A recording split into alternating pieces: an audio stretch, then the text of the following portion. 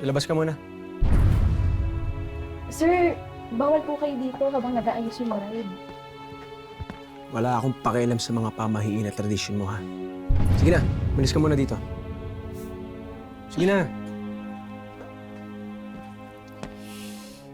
Ang ganda talaga ng mapapangasawa ko. Lalo na siguro mamaya pag suot mo na yung gown. Konti lang ang inimbitahan ko. Mga importanteng tao lang. Matagal na nilang hinintay ito dahil matagal na itong kasado. Ayokong mapahiya sa kanila mamaya, ha?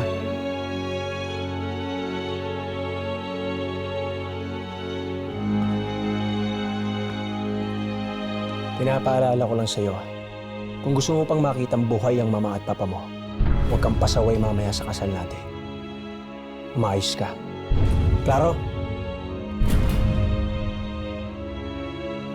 Sige na, magbihis ka na. Hihintayin kita doon, ha?